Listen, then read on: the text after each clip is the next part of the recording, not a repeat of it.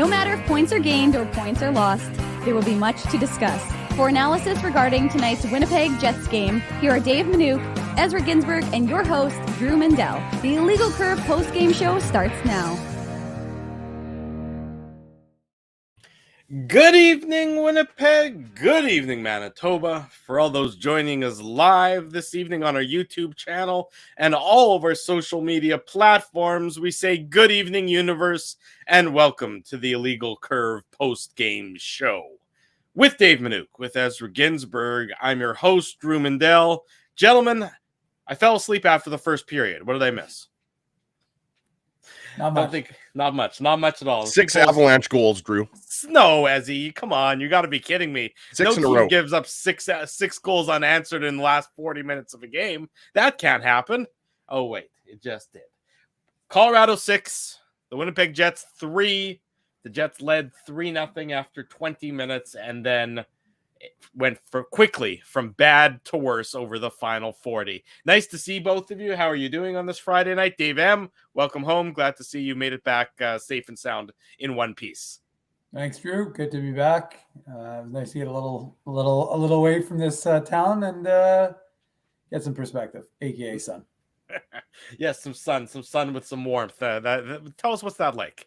It's something I think we'd all like to, once again remember one day in our life soon, because I don't believe there was any snow where you were.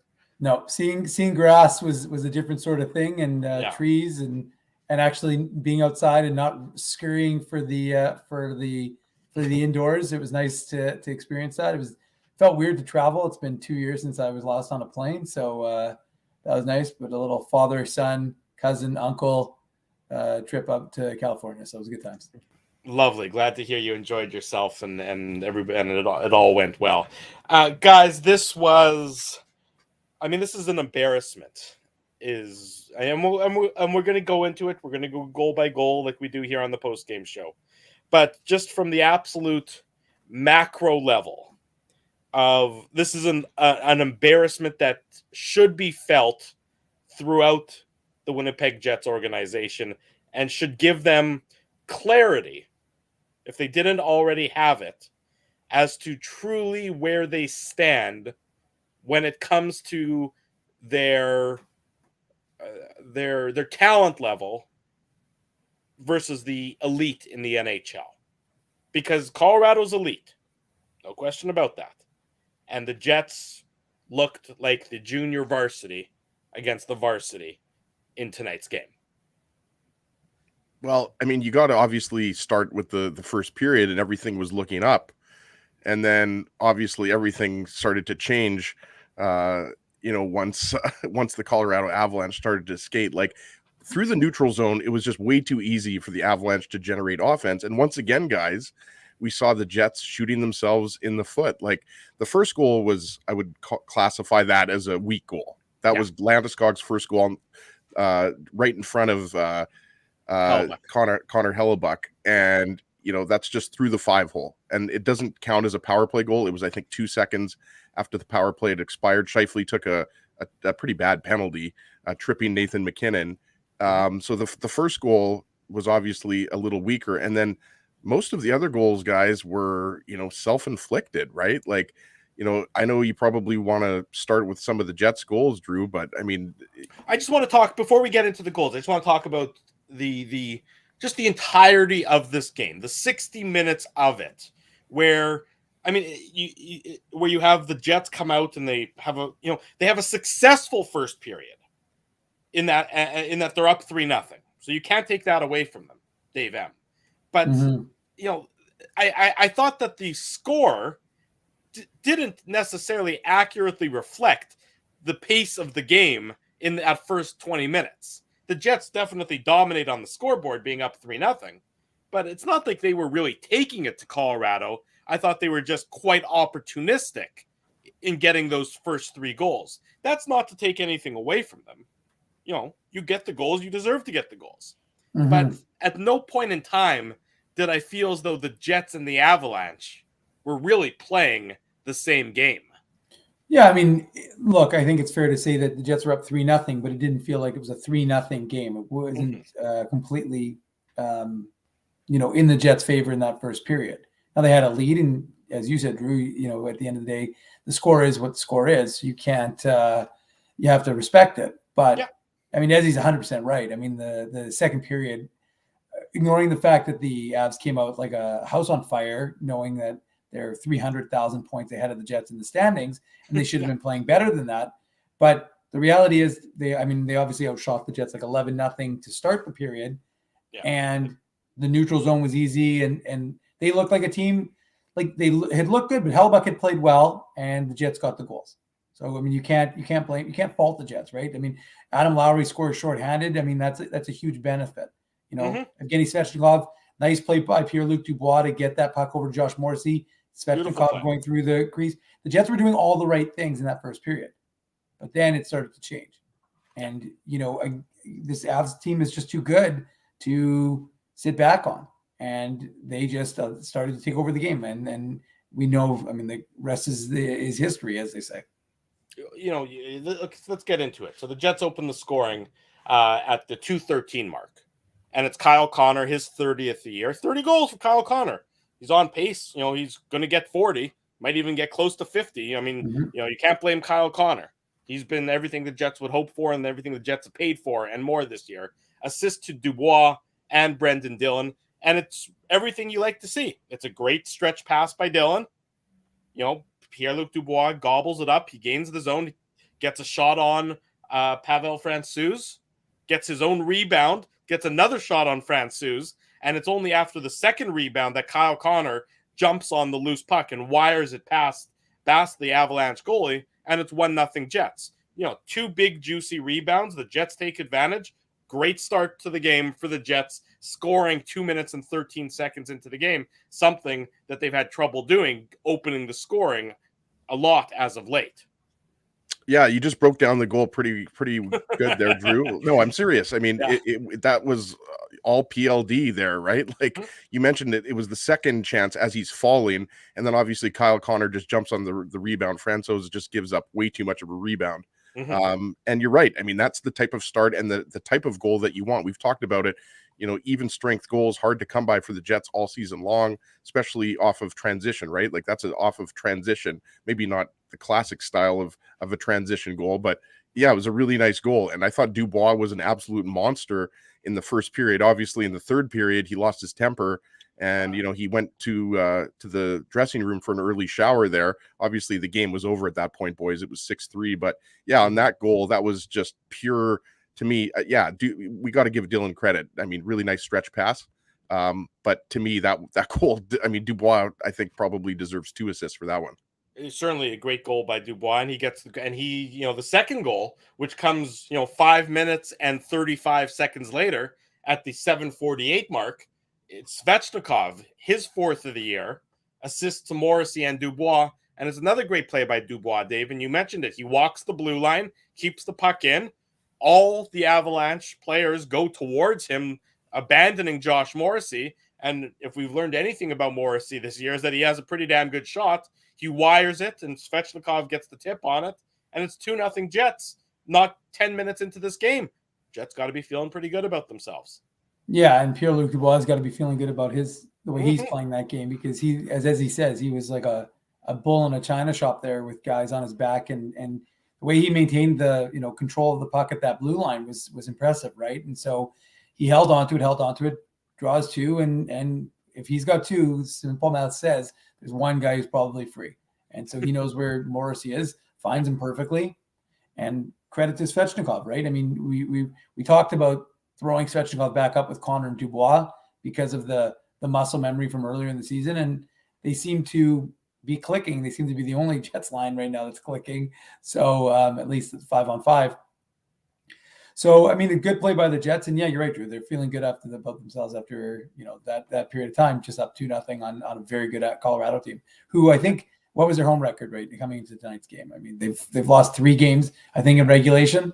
2 or 3, something like that. Some absolutely ridiculous record at home. I mean, just tremendous. So, I mean, you knew that this wasn't going to be an easy game for the Winnipeg Jets, but you're up 3-0. You get to be up 3-0. And then the way that they absolutely just folded like a cheap suit is really where all the problems are going to come in. And of course, we're going to get into that in the course of the post-game show. The Jets make it 3-0, as I mentioned. It's Adam Lowry. He gets his 5th of the year. Guy hasn't scored in forever, and all of a sudden they're coming in waves for him, relative waves. It's a great shorthanded goal. It starts with Nathan Beaulieu actually blocking the shot. Josh Morrissey is in the box for slashing. Nate Beaulieu blocks the shot. It ends up on Dominic Tononato's stick. He sort of sends it into open ice, and Adam Lowry sort of had a burst of speed that I really didn't know that he had. He sort of found an extra gear there, and he rifled a really good shot past Francouz, and it's 3-0 Jets. Holy hell, folks, what's going on? 3-0, pretty good, Ezzy.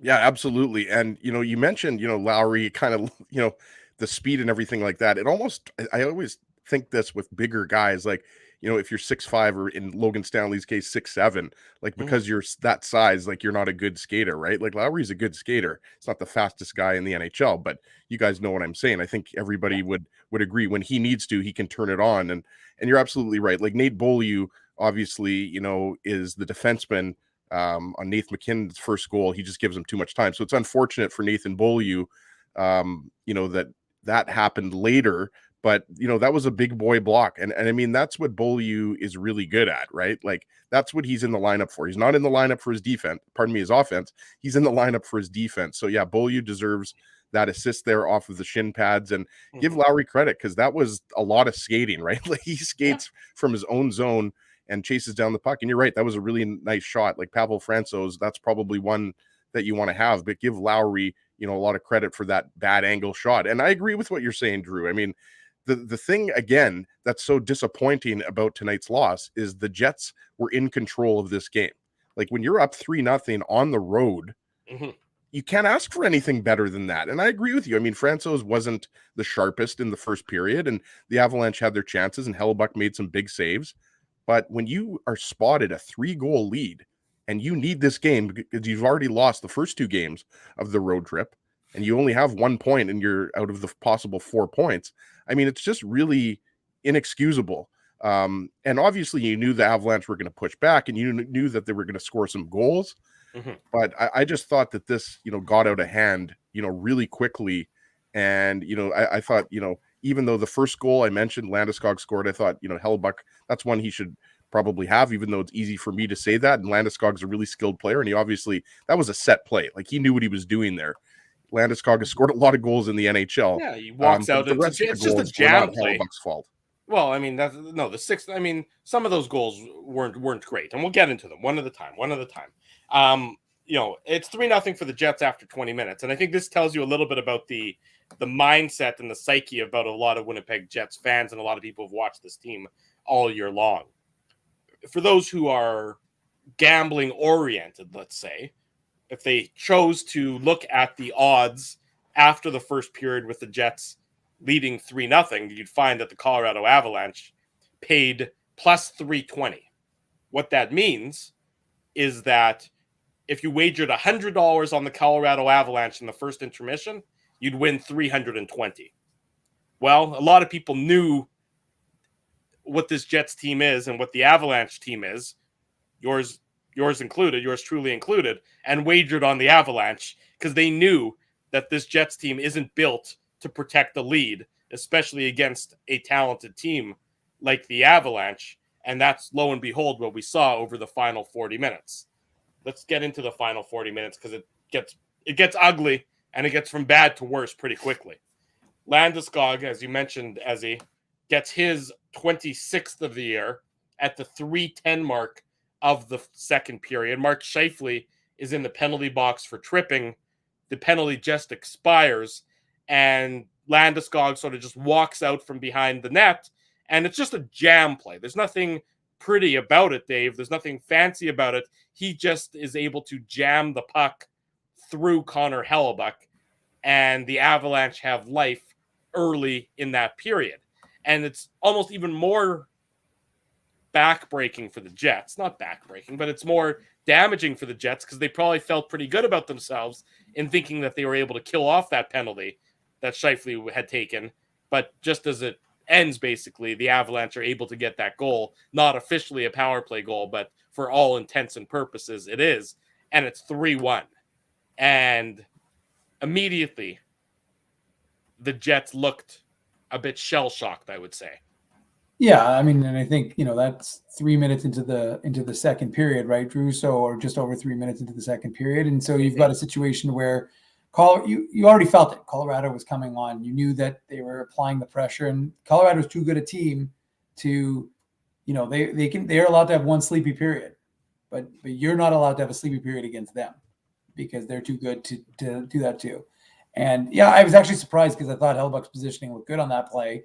And like you said, I agree. He made a couple of he gave up a couple that were just questionable. Stinkers. Yeah, for sure. But that one I was actually surprised. I don't know how he got beat on it because he looked like he had everything covered properly. But the puck snuck under him and into the back of the net. And yeah, you gave the Avs the life after preventing them from gaining anything for any momentum from that power play. So you're right. It's not a backbreaker, but it really gave Colorado a chance to gain some momentum when you had already felt that they had started to get some, but maybe if they don't score, they don't have that reward, and it holds you in a little bit longer. Unfortunately for the Jets, they gave up the goal, and it gave Colorado that life that they needed to kind of get rolling in that second period. That's right. And roll they did. They rolled right over the Winnipeg Jets from that point on. You can mark it, as the clear line of demarcation in tonight's contest. It's it's 3-1 at that point in time. And I tweeted this, that it's like the Jets are holding on for dear life for the final 35 minutes of the game. And that doesn't work. They just didn't have, when the Avalanche pushed, the Jets didn't have any pushback. It's a sign of a team that has no confidence. It's a sign of a team that's fragile. It's a sign of a team that doesn't have as much skill as Colorado. That's no question. Colorado is heads and shoulders more skilled than the Winnipeg Jets. And yes, the Jets are without, key members of their team. But even with those key members, there's a difference between the two teams skill set wise. The Avalanche make it 3-2, Ezzy. It's Nathan MacKinnon. It's his first of the game. It comes at the 12:20 mark of the second period after wave after wave after wave after wave that the Avalanche were throwing at the Jets. Assist to Burakovsky and Rantanen, and it's 3-2 at that point in time. And boy, oh boy, you felt it get even tighter around the Winnipeg Jets callers at that point. Yeah, Nathan MacKinnon just was given too much space there, really. That's what it boiled down to. Mm-hmm. And there was way too much space in the neutral zone again. So really, you did get the feeling at that point that it was just a matter of time before Colorado tied it up. Yeah, I mean, look, Nate Beaulieu defending against Nathan MacKinnon is a mismatch. And this is what I don't understand. This isn't going to turn into the blame Nate Beaulieu post-game show. Because Nate Beaulieu has his limitations. I know his limitations. Ezzy knows his limitations. Dave knows his limitations. Anybody that watches hockey knows his limitations. You're playing on the road against the Colorado Avalanche team.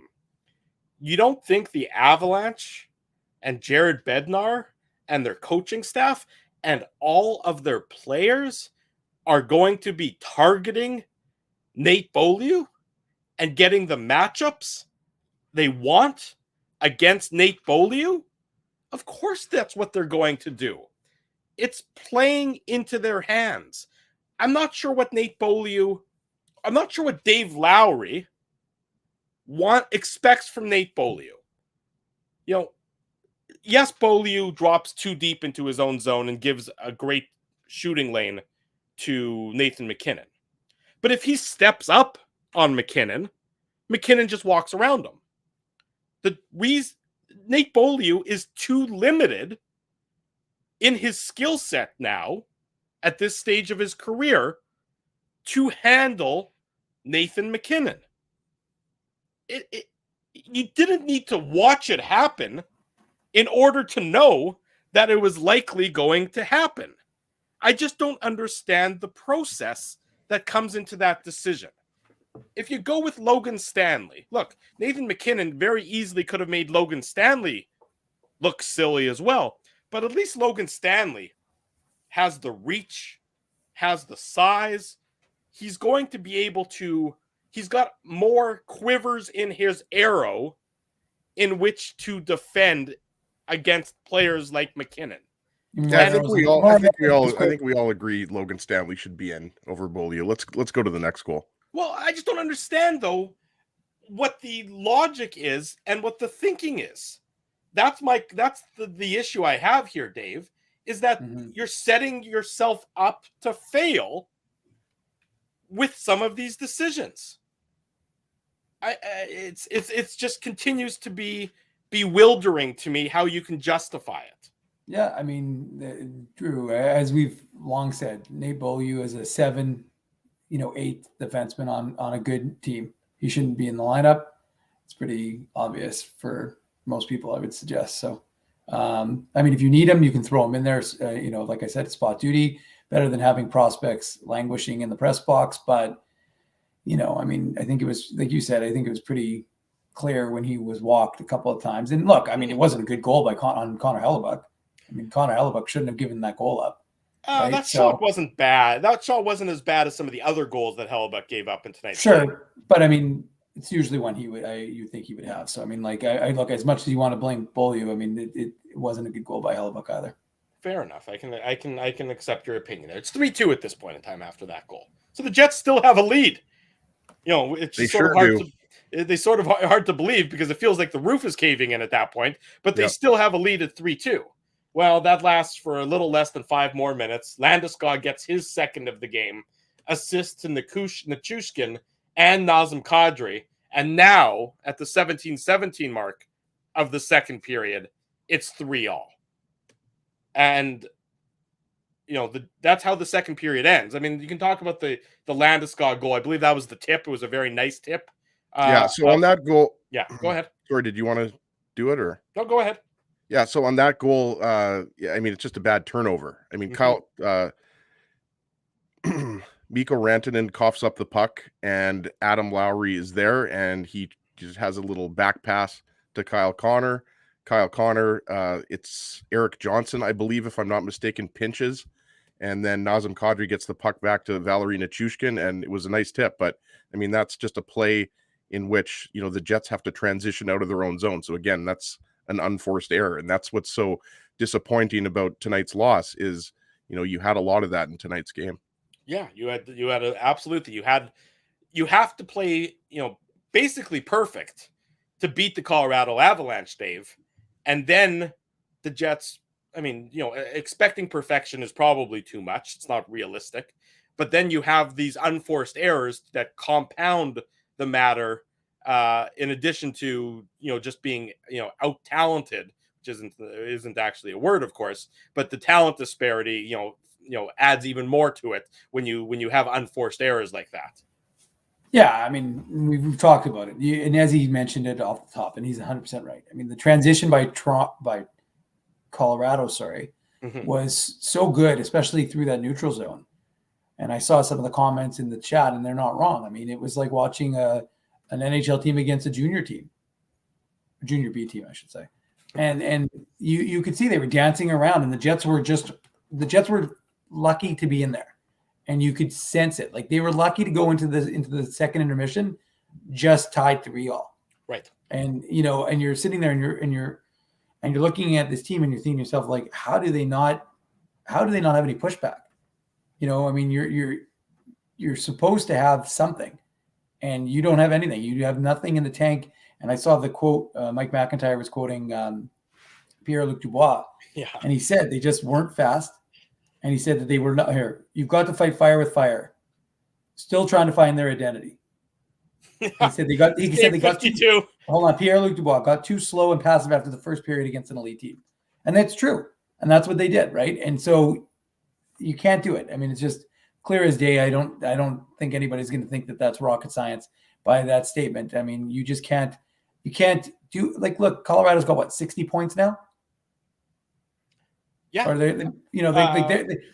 whatever it is. They've got 20 20 something points or 25 more points than the Jets. It's like a world of difference between the Jets. 27 after tonight's victory. Yeah. 27 points after difference between the Jets and the Avalanche. And the crazy part is for the Winnipeg Jets is that if you think about this, you buggered up the game against Dallas, and that was the game you should have had.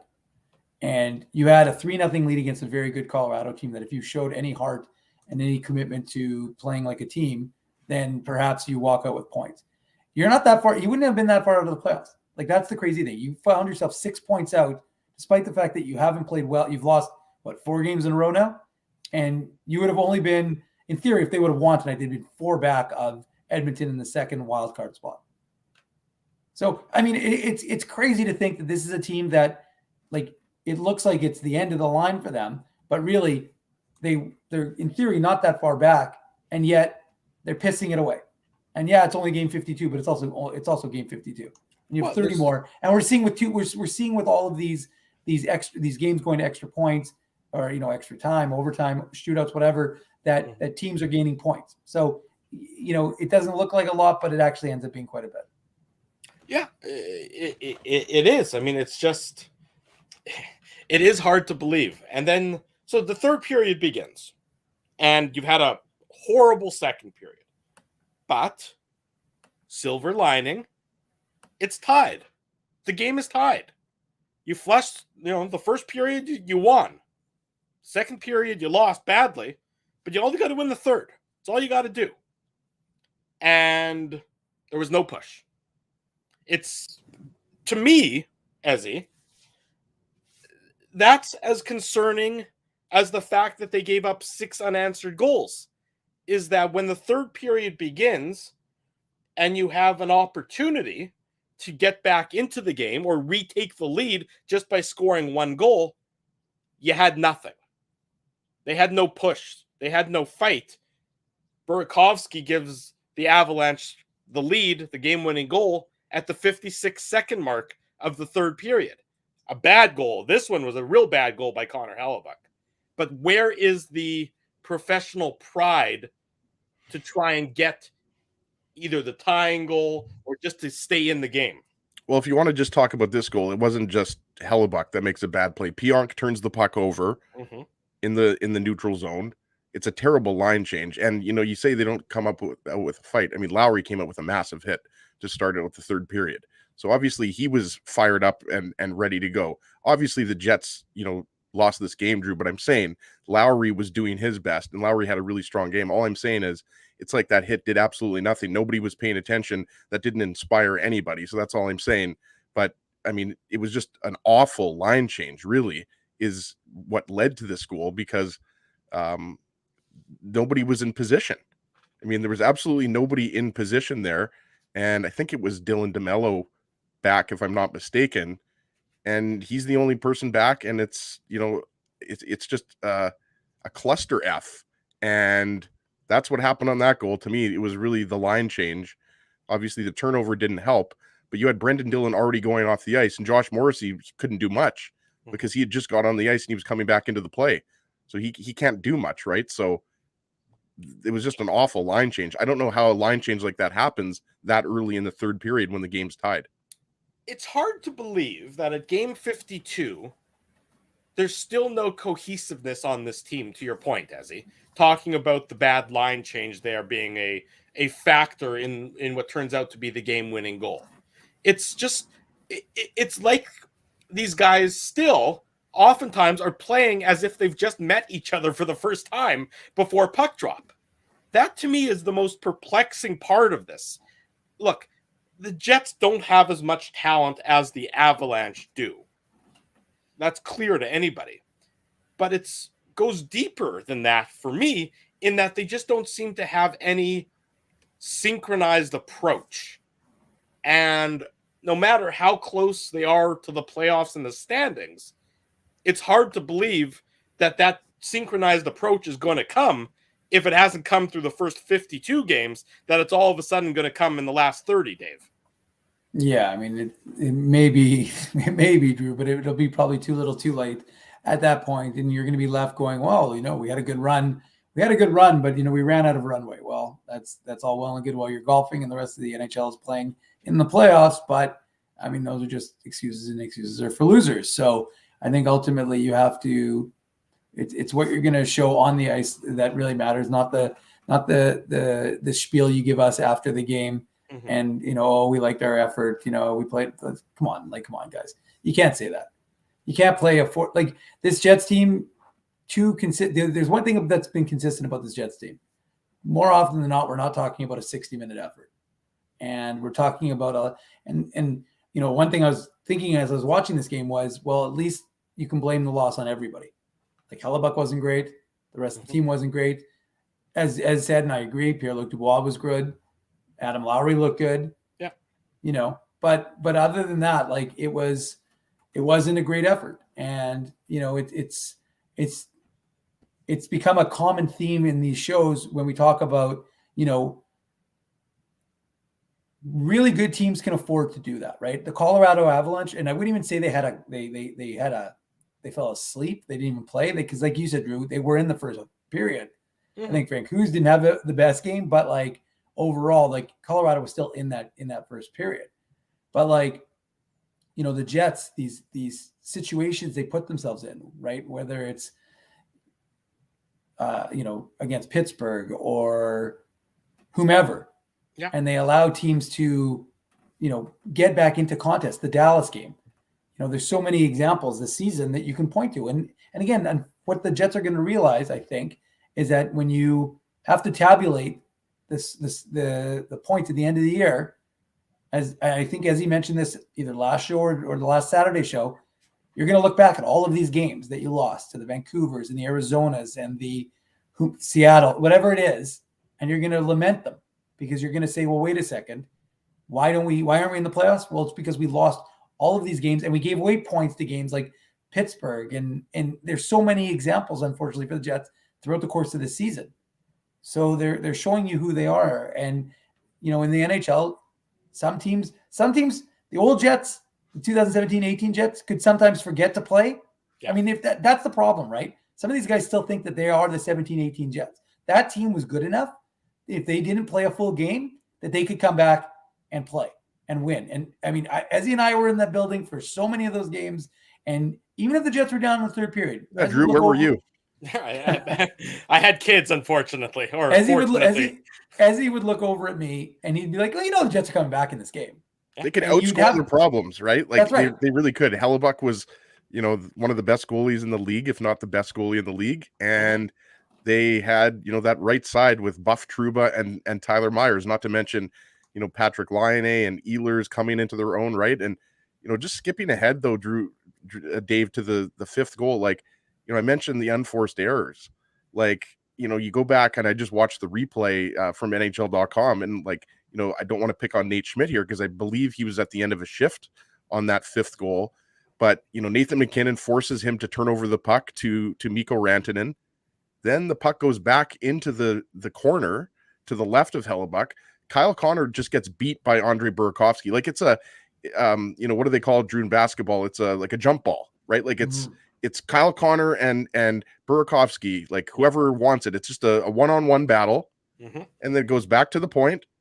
And so, I mean, there's a turnover by Nate Schmidt, and then Kyle Connor gets beat a one-on-one battle, and then it's 5-3. And we knew once it was 5-3, it was pretty much over. Like, if it's a one-goal game, the Jets are still in it, but, and then obviously, the Landeskog hat trick really makes it out of reach for the Jets. But to me, that's kind of what sums up this Jets team. Like, bad line changes, guys staying on too long, turnovers, just getting beat to pucks. Like, I didn't think, that the Jets effort was good enough, as we talked about earlier in that final period. Like, this is a game in which you're up 3-0, but it's still tied, as Drew mentioned. So that's the silver lining. And you didn't put up enough of an effort. You didn't execute. You didn't have enough chances. I mean, the Jets were badly outshot in the second, but they were badly outplayed again in the third period. So it's kind of the same old stuff that we've seen throughout the season. And the unfortunate thing is, as Dave said, if the Jets could have managed to pull out a clean 2 points here, I mean, they're right in it with Edmonton and Dallas and LA and all these teams. And now you're looking at this and you're thinking, okay, even if you beat Arizona and even if you beat Montreal, you've lost 4 in a row. So now you have to win something like 6 or 7 games to get back in it. Like, this loss tonight was probably, the worst loss of the 3, even though the Calgary game was pretty bad because it looked like the Jets were going to win that one. Mm-hmm. But this yeah. Well, yeah, exactly. At least get a point. But this game tonight was, considering the start, it couldn't have gone any better with Pavel Francouz basically letting everything in.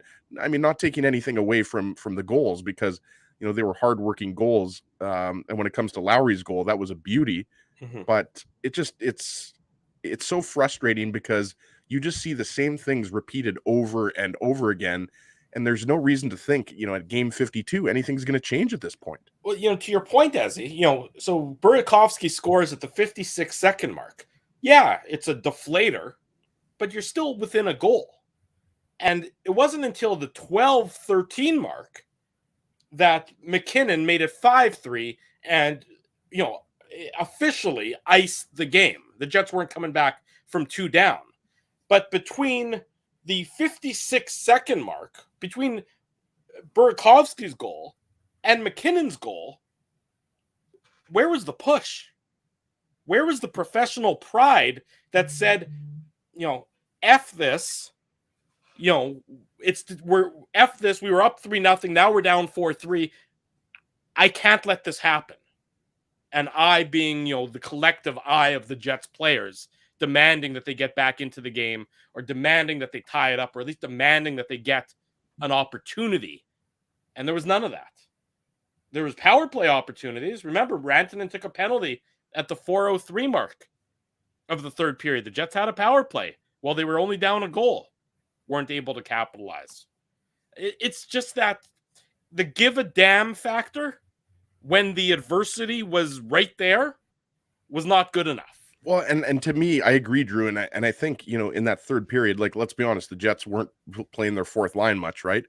And Lowry's line, obviously, I mean, like, you're not, all due respect to the third line, I mean, that's not who you're expecting to score. So it was disappointing because Connor Dubois and Svechnikov obviously were in on the goals in the first period. Not all of them, but they were playing really well. So that line kind of disappeared a little bit. And Scheifele, Stastny, Wheeler, I didn't think had a bad game, but I just didn't think they were generating enough offense. Like, you got to have the puck, boys.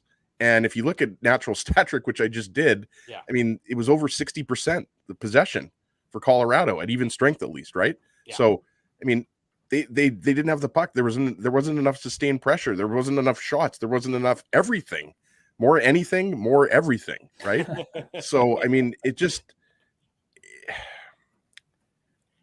just so disappointing because I agree with you. I mean, even if Ehlers and Kopp and Perfetti are in the lineup, I mean, Colorado's probably still got, more skill. But, I mean, there's no excuse because, again, I hate to harp on it, but they were up 3-0. So, like, they had that cushion, and even if Colorado's pushing back and you tie the game up, like, you were in a good position in this game even after 2 periods. I mean, you kind of got the feeling, that Colorado had all the momentum in the third period, right, Dave? But it's just some of the unforced errors and the passive play. I mean, look at the 6th goal. I mean, you want to get into the 6th goal? I mean, Mark Scheifele. I was going to gloss it over, but go ahead. Well, Josh Morrissey flips a pass to Scheifele. It misses him. Yeah. I forget who picked it up, if it was Rantanen or somebody else, or it was Landeskog got the goal. Landeskog from Nichushkin and Kadri. Right. So I think it's Nichushkin, if I'm not mistaken, that picks up the puck in the neutral zone. And then the Avalanche come in, and then Scheifele just doesn't pick up Landeskog going to the net. Well, manishtana, which is Hebrew for, basically it's a euphemism in Hebrew for what's new today. Why should today be any different than any other day when it comes to Mark Scheifele and his defensive zone coverage? It's just it's a constant with this team. It's a constant, and it's a lack of accountability for some of the players, which I'll get into after the break. It's a lack of any, when the going gets tough, The Jets wilted in the pressure tonight in Denver. We'll go to break. More on tonight's game between the Jets and the Avalanche. Don't go anywhere.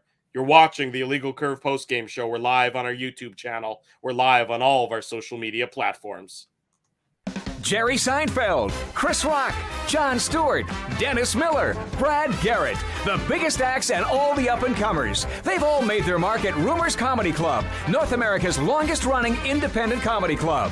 Rumors has kept Winnipeg laughing for over 25 years. When was the last time you laughed out loud? Make it a great night out with friends or book your office or birthday party, even a fundraising event at Rumors. Get all the details and dates on upcoming shows at rumorscomedyclub.com. He winds up. Oh, looks like Ezzy took that one right in the choppers. A blistering fast puck hurts like HE double hockey sticks. That's why I let the pros at Linden Market Dental Center turn my yow into wow. Get your brilliant smile back with state-of-the-art restorative and cosmetic dentistry from real pros. And remember, always wear a mouth guard. Now that's solid on ice advice. Learn more at lindenmarketdentalcenter.com. Creating smiles for life. Whoa, Ezzy, everything okay? You look stressed. Of course I'm stressed. We're moving, the house is upside down, the kids failed miserably at packing the fine china, and my life is in chaos. Chaos! Yes, that does sound like a problem. What am I going to do? Ezzy, relax. Rolly's Transfer Moving and Storage is the answer. With 60 years of experience in moving Manitobans and a track record of exemplary customer service, one call to Rolly's and your stress is gone. No job is too big or too small. Just visit Rollies.com and they will take it from there. Thanks, Dave, and thank you, Rollies Transfer Moving and Storage, online at Rollies.com. Boys, finding parking on game day shouldn't take longer than the Minute Minute. It shouldn't take longer than 1 minute? Yeah, less than a minute? I spend at least 20 driving around to find street parking, or if I'm in a rush to the game, I'll shovel out 20 at a parkade. You're both doing it wrong. There's this app called Grid Park. It lets you find and pre-book your parking spot on game days, and you can reserve your spot up to 1 month in advance. And guess how much you'll pay? Tell me, Dave. You know I love a deal. Ezzy, $5. Come on, $5? Yeah, and it's just 2 blocks from the arena. The Grid Park app? Yep, spelled GRYD Park. And you know what else? There's more? Our listeners get their first park free with the code FIRSTPARK. Wow, so they just download the Grid Park app and pre-book their next game day spot for free? Yeah, you got it, Ez. Promo code FIRSTPARK. Only on the Grid Park app.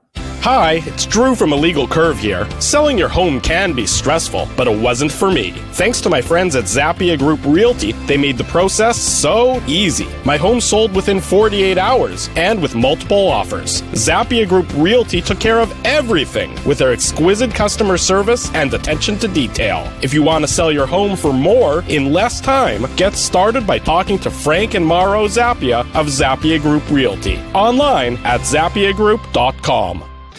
For 3 generations and over 80 years, Tough Duck has been making apparel that works and plays as hard as the people who wear it. From jackets to work boots and everything in between, Tough Duck's clothing can handle the harshest environments, even the Illegal Curve hockey show. Work to live, live to play. Visit toughduck.com.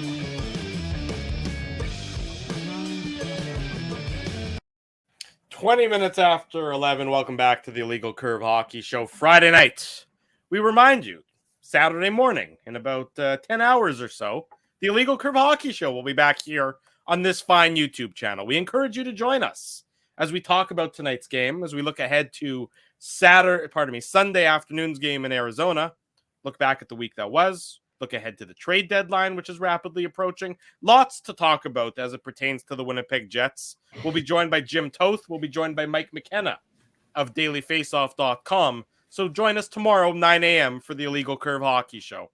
While you're here enjoying the postgame show, smash the like button, subscribe to our YouTube channel, subscribe to the podcast, leave us comments, leave us feedback, tell a friend, tell a family member. That's what we ask of you.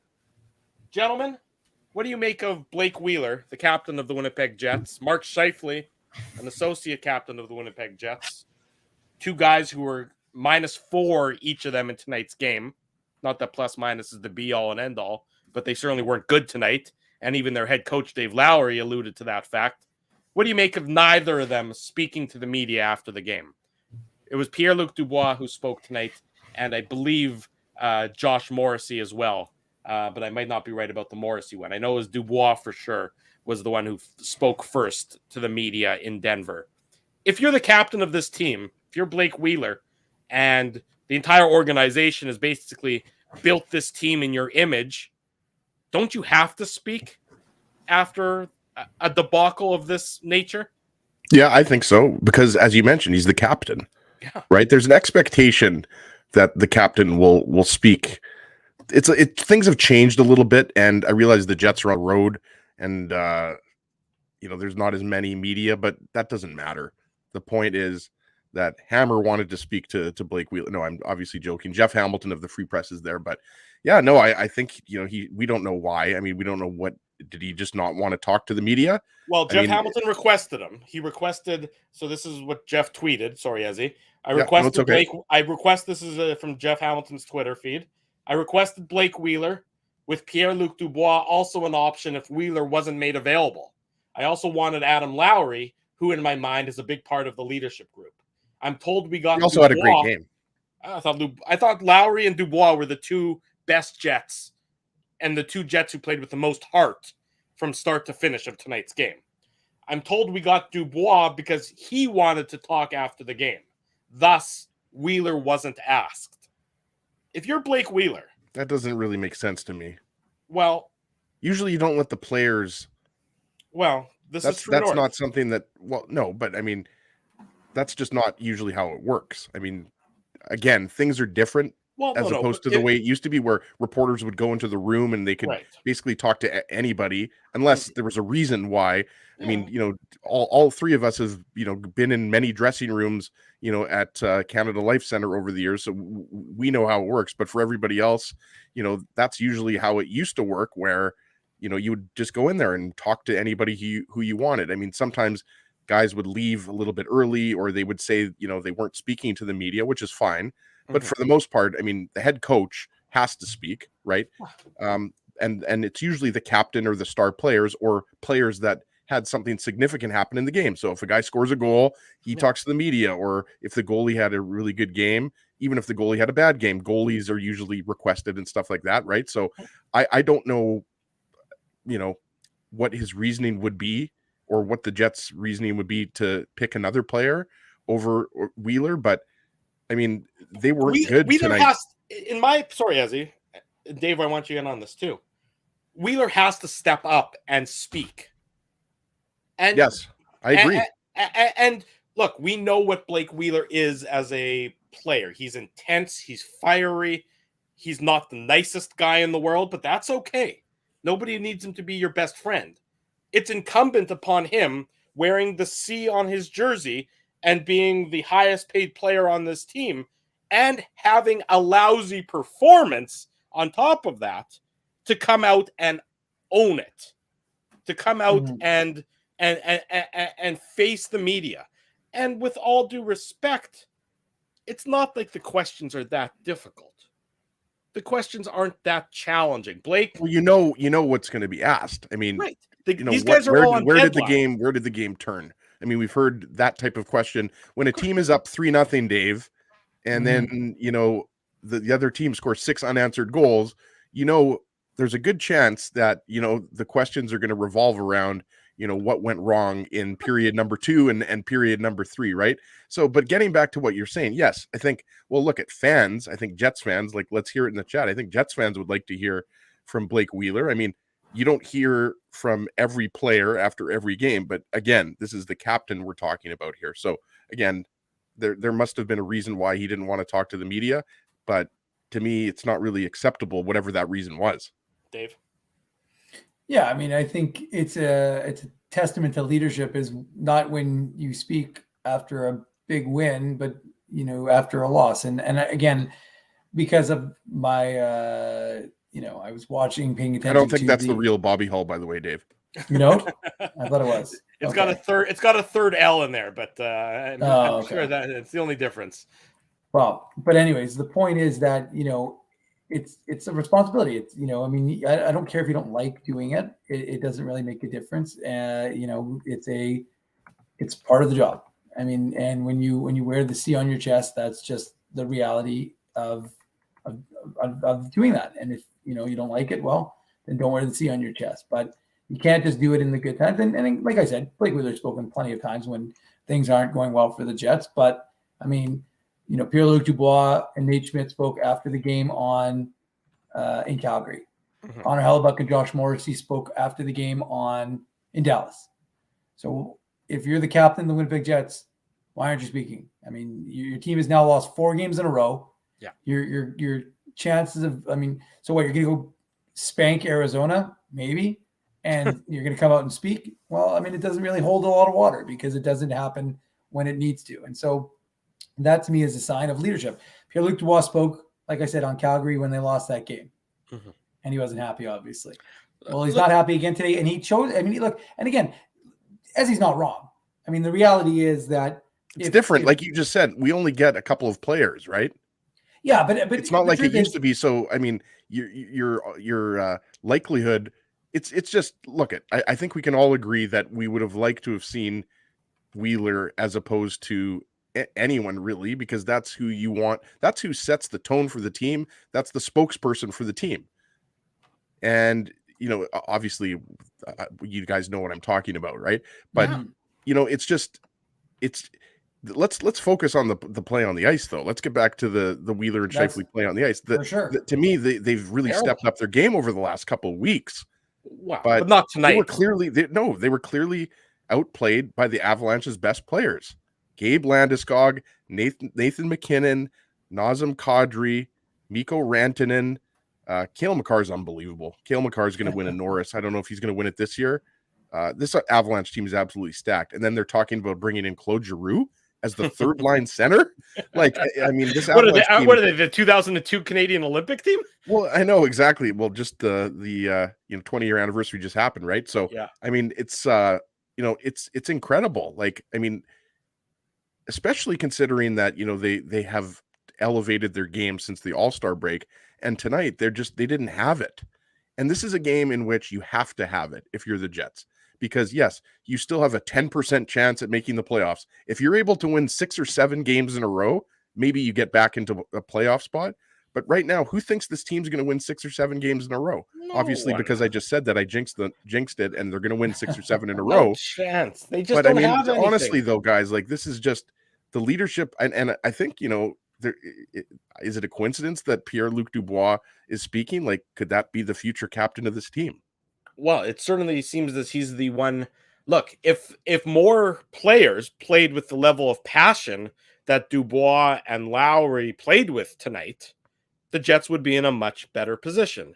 And that's not fair to guys necessarily like, Dominic Toninato. He played perfectly fine, or Austin Pagansky played, perfectly fine. You can't, Austin Pagansky and Dominic Toninato against basically any of the Avalanche top 2 lines is just such an epic mismatch that you can't blame the player that much. It's just not a fair comparison.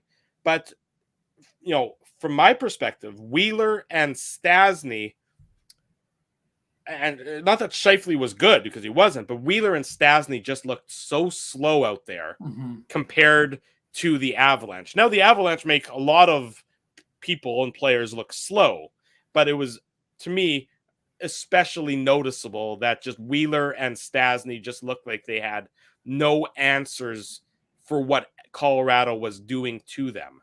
And that's a function of their age. It is. They're not as fast as they once were. And that high altitude. The high altitude, sure, if you want to go with that there, Mr. Meteorology Dave M, or Mr. Altitude Dave M. But it's just it's the way the Jets lost and the manner in which it happened and the lack of any fight that is, to me, the most concerning part about tonight. Well, and that the leadership group let them down again. Right? Like that's what we're talking about here, because Adam Lowry aside, we talked about that. He comes out with a big hit. I forget who it was on to start the third period. It was like 30 seconds in. Yeah. And then obviously there was the bad line change, and then we know what happened there. They scored the winning goal there. But Scheifele and Wheeler again, like it's not just that they didn't score any goals. It's that, they were on the ice and they just weren't, they missed assignments, or they were on for too long. Mm-hmm. Like, these guys can't just, make their money on the power play. What I mean is, these are good power play players, but hockey is not 5-on-5. Exactly. And Scheifele and Wheeler, for the most part this season, have not been very good at 5-on-5. The numbers will bear that out, right? Mm-hmm. So, there's an issue with the leadership on this team. And is that going to be addressed at some point, in the off season? I don't know, via trade. Like, we'll see what's going to happen here. But like, to me, the leaders on this team right now are Pierre-Luc Dubois, Kyle Connor. Like, those are your leaders. I'd throw Lowry in there as well, Josh Morrissey. But yeah, to me, like, Wheeler and Scheifele are, if that's who's setting the example for your team with that type of shitty defensive play. Like, I'm sorry. It's enough here. Scheifele, I've said this so many times. Scheifele's a great offensive center. He's horrible defensively. Yeah. Just awful. And it's killing the Jets. Mm-hmm. It is killing them game after game after game. Just like watch the fifth goal again. That's Scheifele in a nutshell defensively. It seems like there's going to have to be a reckoning with how this team is currently constructed, because the Wheeler window, which was something we heard about, Dave, mm-hmm. is clear that this team is nowhere near a contender status. And they've built themselves in a manner that seems to indicate that they thought they would be for the next few years. Well, obviously they thought they would be. They went out and acquired the defense, and they're spending to the cap. Well, that's what I'm saying. Part of the problem is the fact that this team is unwilling to adjust. And it's like death taxes and Scheifele and Wheeler together. Mm-hmm. And yeah, they've put on, like you were saying before, they went on a bit of a streak and they got hot and they were, putting up the points. But the truth is, like, a 4-game streak isn't enough to erase 52 games in a season, right? So, look, is Blake Wheeler's time as a first line right winger probably over? Yeah, probably. Should Blake Wheeler be on your third line? Yeah, there could be arguments. Look, I would suggest that Dubois, Connor, and whomever is your first line anyways. But the reality is, are you better served? Having Ehlers in that spot, having Perfetti in that spot. Imagine Perfetti with Mark Scheifele. I've been seeing that for a while. Obviously he's injured, but you know what I mean? Nikolai Ehlers. I think you're going to see it as soon as he comes back, Dave. I wouldn't be surprised. I don't think you are, Ezzy, because I don't think there's anybody in the organization who's willing to have the difficult conversations. Because it might be a difficult conversation. And they've turned the entire dressing room and the entire leadership and the entire raison d'etre over to Blake Wheeler. And when you need to remove it from Blake Wheeler's hands, I don't think there's anybody who can have that conversation. Dave Lowry. Is this sorry, Drew? Is this a situation like, how many years ago are we talking? Maybe 5 or 6 years ago, 7? I don't know if you guys know where I'm going with this, but when Joe Thornton, remember the hit he had the C, and then they gave it to Joe Pavelski in San Jose. Remember that? What was that, 6 or 7 years ago? Yeah, about that, something like that. And then look what happened. They ended up going to the Stanley Cup final. Yeah. Right? So, like, I'm not saying that that's going to happen here, but, like, do you have to have a situation where, the real, like, Who's I'm sorry, like let's hear it in the chat. Like, to me, I make Pierre-Luc Dubois the captain of this team. Well, who's having that conversation? I don't necessarily disagree with you, because the idea that Mark Scheifele is going to be the next captain, I think, is out the window based on his performance this year and the last couple of years, particularly in the defensive zone. You can't have a captain who's so unaccountable for his own on-ice play. But who's going to have that conversation? You got an interim head coach who's not long for the job. He's not having the conversation. Shouldn't be long for the job, I should say. You have a general manager who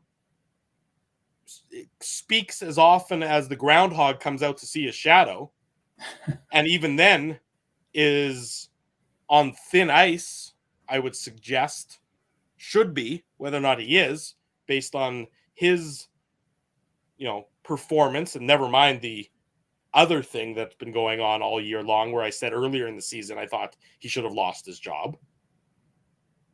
Who's having that difficult conversation? Is it the owner?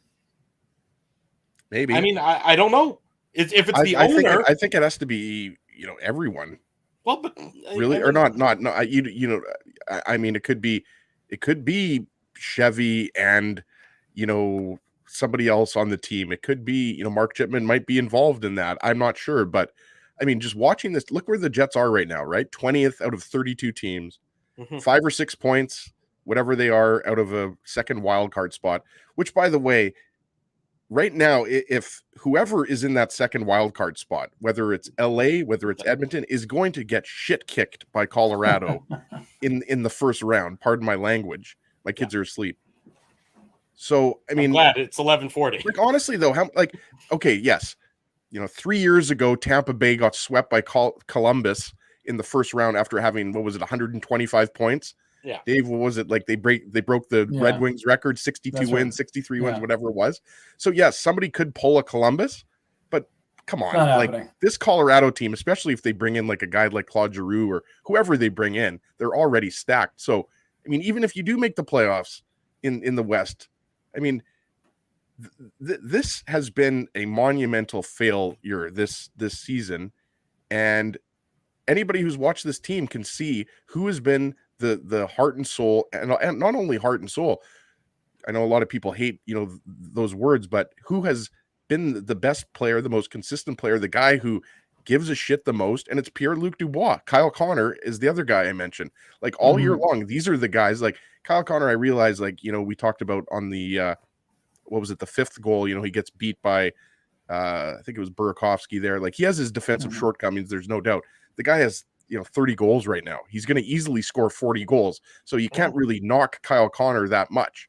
So to me, like Dubois and Connor, like you also have to reevaluate who the core of your team is here, right? Like is your core used to be Mark Scheifele, Blake Wheeler, Andrew Kopp, and now the future of your team is Cole Perfetti, Pierre-Luc Dubois, Kyle Connor.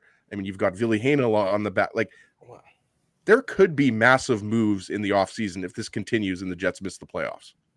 Hold the conversation right there. We're going to take that up tomorrow morning at 9 a.m. on the Illegal Curve Hockey Show, because we've got to do this again in about 9 hours and 20 minutes time. So there's going to be a deeper, lengthier conversation tomorrow about the state of this franchise, the state of this team, and where they go after tonight's embarrassing defeat. Before we wrap up tonight, though, Tough Duck hardest hitting comment, Desi. Who do you have for a winner? Yeah, we're going to give it to Brent Palachuk. Hopefully I'm pronouncing that name right. I think you've got the comment up there. Yeah, I wish a coach would have the balls to sit a star player. Enough is enough. The double standards must cause a rift in the room. I like that because, Brent is talking obviously about Scheifele and Wheeler here, most likely. You can make the argument that, a guy like Scheifele probably could have benefited from this a month or two ago, right? And he's obviously having a rough year. And it gives me no pleasure, by the way, to have to point this stuff out about Scheifele, but it's reality, guys. Like, he's having a decent offensive year, but he just gives away too much defensively, and he just doesn't make reads, and his coverage is not acceptable. His effort defensively is not acceptable. So I agree with this. I mean, I think that's part of the problem here is when you see guys like Wheeler and Scheifele not playing very well, and then there's no consequences, there's no accountability. I think that rubs off on the rest of the team. So Brent, you have won the Tough Duck hardest hitting comment. Send me an email, Ezra@illegalcurve.com. Just send me your mailing address, and then Tough Duck will ship out a tube to you directly. There you go. Congratulations to Brent Palachuk, tonight's winner in the Tough Duck hardest hitting comment. Want to say a big thank you to, of course, all of our sponsors, Rumors Restaurant and Comedy Club. Jay, from Jay and Silent Bob, coming to Rumors. Tickets went on sale, Awesome. I believe, earlier today. RumorsComedyClub.com. Don't miss out. That's going to be a special concert series event coming up at Rumors in the next couple months. More info, like I said, RumorsComedyClub.com. Big thanks to Linden Market Dental Center, Zappia Group Realty, Bernstein's Deli, Tough Duck, Boston Pizza, Seagram's, Rolly's Transfer, and Grid Park. Support these fine businesses because of their continued support of Illegal Curve Hockey. Dave M., you got some Moose tickets. Yeah, I've got some. I got 4 tickets to tomorrow's Moose game against the Chicago Wolves. The Moose, you'll remember when they were down and out without a lot of players, they end up sweeping Chicago in that weekend series. Last time they played them here in Winnipeg, so you're going to have a chance to sit primo seats, 4 of them, for tomorrow's Moose game. David Gustafson, Ville Heinola, Declan Chisholm, Johnny Kovacevic, a laundry list of Jets draft picks who are playing for the Manitoba Moose right now. They will be playing in action tomorrow when they take on the Chicago Wolves. So if you want to go to the game, if you want to see the Moose and sit in those sweet, sweet IC seats, you're welcome to them. Just send me an email, dave@illegalcurve.com, or DM on at ICDave. But yeah, they're good seats. Games at, I think, 2 o'clock tomorrow afternoon against Chicago, and then they play again on Sunday. We'll have a Moose Minute at some point when we do our next post-game recap. Indeed, we will. The Moose, people know when I was doing the Mindell Moose Minute earlier in the week. I took it over for you there, big boy. It was actually pretty good, Dave. Like, I got to give you credit. Like, Drew, it was a good one. It was brief, but Drew did pay attention. He was taking his notes. He had a nice little scouting report. I give Drew credit. And my kids, and he got the free piece of pizza. I got a free piece of pizza because I think the guy knew who I was, being IC Drew.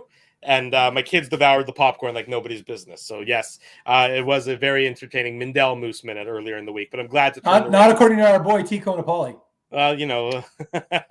T. Kona, you hurt me with words. You hurt me with words here. In any event, I'm glad to turn over the mantle back to you, Mr. Manouk, and you can stay tuned for that. And, of course, if you want to go to tomorrow's Moose game, send Dave an email, dave@illegalcurve.com or at ICDave on Twitter.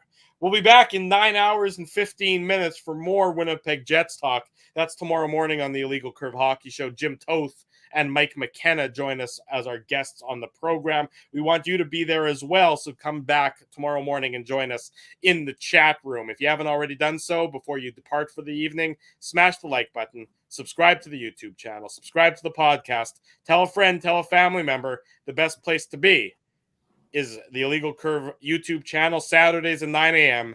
and again after every Winnipeg Jets game.